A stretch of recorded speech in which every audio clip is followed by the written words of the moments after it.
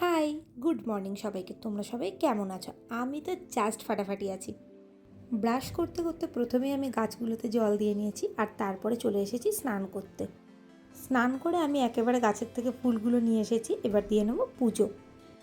অনেকক্ষণ আগে থেকেই আমার খুবই খিদে পেয়েছিল, কারণ কালকে রাত্রিরে আমি কিছুই ডিনার করিনি। তাই আমি এখানে 6টা ব্রেড বাটার দিয়ে ভেজে নিয়েছি আর নিয়ে নিয়েছি একটা ডিম পোচ। এই খাবারটা ইদানিং আমার খুবই ফেভারিট হয়েছে, খেতে খুবই ভালো লাগছে। নিজের পেট পুজো করে নিয়ে চলে এসেছি মাছগুলোকে খেতে দিতে, আর মাছগুলো আমাকে সামনে দেখতে পেলেই এরকম নাচানাচি শুরু করে দেয়, কারণ ওরা জানে যে আমি এসেছি মানে ওদেরকে খাবার দেবো। আমি এখানে আদা রসুনটা একেবারে পেস্ট করে রাখি, তাই জন্য সিরিয়ালটা চালিয়ে আমি এখানে আদা রসুনটা ছাড়াতে বসেছি। আদা ছাড়াতে তো মোটামুটি ভালোই লাগে, কিন্তু এই রসুন ছাড়ানোটা যে আমার কাছে কী কষ্টকর কাজ সেটা একমাত্র আমিই জানি।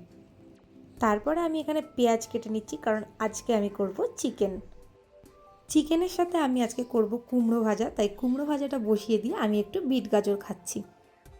আর আমি কিছু খাবো আর এদেরকে দেবো না সেটা তো হবেই না, এদেরকে না দিয়ে আমি কিছুই খেতে পারি না।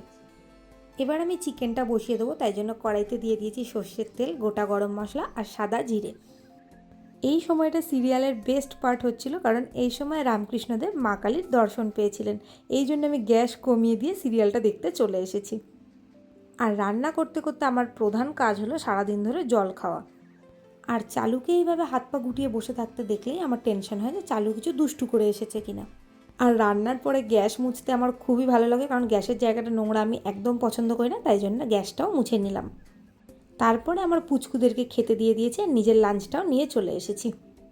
এই ঝোলঝোল করে যে আমের টকটা করেছি লাঞ্চের শেষে, এটাকে চুমুক দিয়ে খেতে যে আমার কী ভালো লাগে তা একমাত্র আমিই জানি। তারপরে আমি এসিটা চালিয়ে দিয়ে দিলাম একটা ভাত ঘুম। দুপুরবেলা লাঞ্চের পরে ঘর অন্ধকার করে ঘুমানোর একটা আলাদাই শান্তি। কোনো দিন আমি সকালবেলা গাছগুলোয় জল দিই, আজকে আর সকালবেলা দেওয়া হয়নি বলে বিকেলবেলা ঘুম থেকে উঠে আমি গাছে জল দিয়ে নিচ্ছি। আর দেখো, চালু জল ঘাটতে এতটাই ভালোবাসে, ও ঠিক ওখানটাতেই ঘুরঘুর করছে যাতে ওর গায়েও একটু জল পড়ে।